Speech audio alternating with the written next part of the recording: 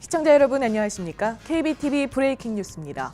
2017년에도 여러분께 뉴욕, 뉴저지에서 밤사이 일어난 사건, 사고 소식들과 궁금하신 뉴스들을 가장 빠르고 정확하게 전해드리겠습니다. 2017년 1월 2일 월요일, 오늘 뉴스 전해드립니다.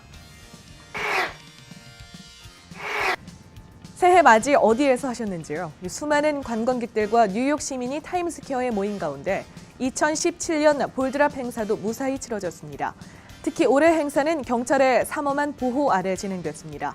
독일과 프랑스의 트럭 테러와 같은 참사를 막기 위해 20톤의 청소차 수십 대에 15톤의 모래가 추가돼 길을 막았고 약 7천 명의 경관이 자리를 지켰습니다.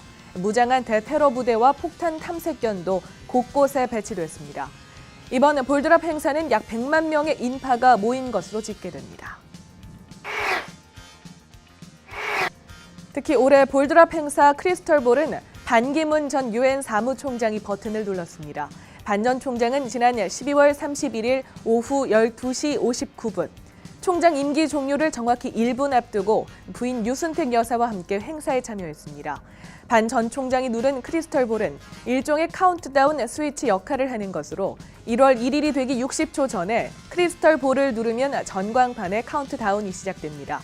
이날 반 전 총장은 부인 유 여사와 빌 드블라지오 뉴욕시장 부부와 함께 크리스털볼을 손으로 직접 눌렀습니다.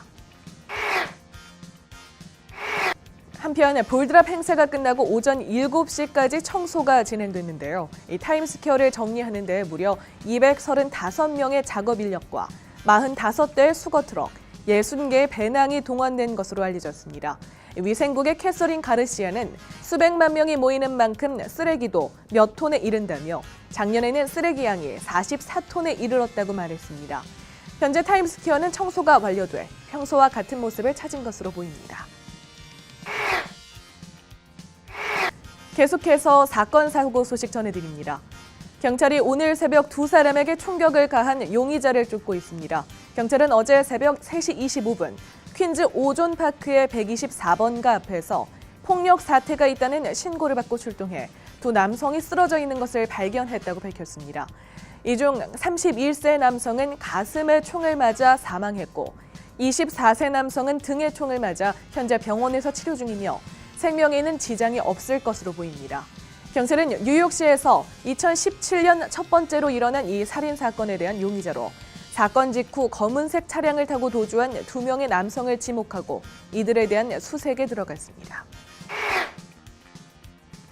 오늘 아침 브롱스에서 한 남성이 칼에 찔린 채 발견됐습니다. 오늘 오전 5시경 경찰은 도와달라는 긴급 전화를 받고 출동했습니다.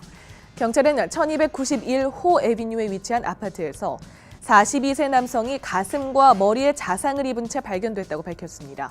응급구조요원이 응급조치 후 이 남성을 병원으로 옮겼지만 남성은 결국 사망했습니다. 피해자의 신원은 아직 밝혀지지 않았으며 용의자 역시 묘연한 상태입니다. 브루클린과 퀸즈에서는 뺑소니 차량 사고가 연이어 발생했습니다. 먼저 목요일에 보도해드린 퀸즈에서의 뺑소니 사고. 이 일로 새 아이의 엄마인 39세 여성이 목숨을 잃었는데요. 아직까지 이 사고의 용의자가 파악되지 않은 가운데 또 다른 뺑소니 사고로 2명이 목숨을 잃었습니다. 지난 일요일 새벽 2시 30분경 퀸즈의 스프링필드 가든의 아콰이 블러버드에서 길을 건너려던 52세 남성이 차에 치였습니다. 남성은 자리에서 사망했고 운전자는 그대로 달아났습니다. 경찰은 이 차가 빨간색 포드 최신 모델로 파악된다며 특히 사고 당시 차량 앞쪽과 거울에 충격이 가해져 손상이 있을 것으로 예상된다고 밝혔습니다.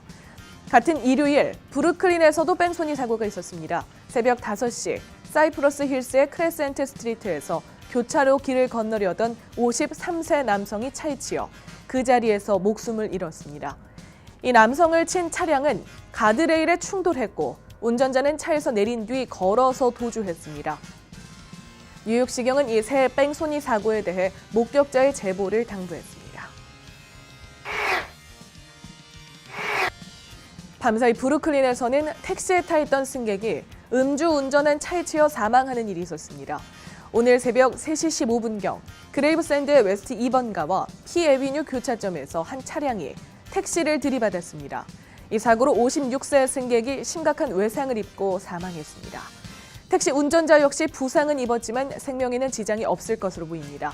사고를 낸 24세 운전자는 운전 중 과실치사 혐의로 체포됐는데 조사 결과 음주운전을 한 것으로 파악됩니다. 이 남성은 현재 조사를 받고 있습니다. 경찰이 퀸즈의 한 가게에서 전자제품과 현금을 훔쳐 달아난 2명의 남성을 쫓고 있습니다. 지난 토요일 정오경 퀸즈 리버트 애비뉴의 T-모빌 매장에 총으로 무장한 2명의 남성이 침입했습니다. 이들은 35대의 전자제품과 현금, 지갑 등을 훔친 뒤 달아났습니다. 경찰은 이들의 모습이 담긴 감시 카메라 영상을 공개하고 제보를 당부했습니다. 제보는 한라인 전화로 가능합니다. 치한이라고 해야 할까요? 연례적으로 열리는 북극곰 수영대회가 올해도 역시 열렸습니다. 뉴저지주는 애틀랜틱시티에서, 뉴욕은 코니아일랜드 등지에서 열렸는데요. 한겨울 날씨에도 불구하고 수천 명이 참가해 눈길을 끌었습니다. 1월 1일 새해를 맞아 많은 분들이 새로운 목표를 세우셨을 텐데요. 특히 금주, 금연, 다이어트 등을 선언하신 분들 많으실 겁니다. 뉴욕 술집들 메뉴판에 금주를 선언한 고객들을 위한 무알콜, 저알콜 음료가 일제히 등장했습니다. 주류 브랜드들도 나서 과일과 허브를 사용한 칵테일 음료 등을 출시했습니다. 월스트리트 저널은 지난달에 비해 올 1월에는 술 매출이 약 40% 감소할 것으로 예상된다고 발표한 바 있습니다. 이어서 한국 소식 전해드립니다. 최순실 씨의 딸 정유라 씨가 1일 덴마크에서 현지 경찰에 의해 전격 체포됐습니다. 한국경찰청은 2일 덴마크 경찰이 정유라 씨를 포함한 4명을 1일 검거했다는 국제형사경찰기구 인터폴의 전문을 접수했다고 밝혔습니다. 특별검사팀은 덴마크 경찰이 현지 제보를 바탕으로 덴마크 북부 올보르시의 한 주택에서 정 씨 등 4명을 불법 체류 혐의로 검거했다고 밝혔습니다. 정 씨가 체포됨에 따라 특검은 관계 기관의 협력을 받아 정 씨를 한국으로 송환하고 그가 연루된 이화여대 학사 비리 등의 수사를 본격적으로 전개할 방침입니다. 하지만 정유라 씨가 송환에 순순히 응할지는 아직 미지수입니다. 현재 정 씨에 대한 인터폴 적색 수배는 아직 내려지지 않은 상태며 덴마크에서 불법 체류 혐의로 체포 시 72시간 동안 구금이 가능한 것으로 알려지고 있습니다. 앞서 특검팀은 정 씨에 대해 인터폴의 적색 수배 발령을 요청한 바 있습니다. 이런 가운데 정 씨가 불구속 수사 보장을 전제로 자진 귀국하겠다는 의사를 표명한 것으로 알려졌습니다. 정 씨는 아들을 돌볼 수 있도록 불구속 상태에서 특검 수사를 보장받는다면 강제 송환 거부 절차를 신청하지 않고 귀국할 것을 현지 법률 조력자에게 내비친 것으로 전해졌습니다. 한편 정 씨가 범죄인 인도 등의 반발에 법적 대응에 나설 경우 송환 여부 결정이 수개월 내지 1년 이상 늦어질 가능성이 조심스럽게 제기되는 상황입니다. 이 경우 특검이 수사기간 내에 정 씨를 직접 소환 조사하지 못할 수도 있습니다. 브라질에서는 새해 첫날부터 교도소 폭동이 일어나 최소한 60명의 수감자가 살해된 것으로 알려졌습니다. 이 폭동은 아니지우 조빙 교도소에서 발생했으며 현지 시각 1일 저녁부터 시작돼 2일 오전까지 17시간가량 계속됐습니다. 주 정부는 폭동으로 60여 명 이상의 수감자가 살해됐으며 일부 사망자는 참수된 채 교도소 밖으로 버려졌다고 전했습니다. 현재 당국의 신원 확인 작업이 진행되고 있어 사망자 수는 60명을 넘을 수도 있습니다.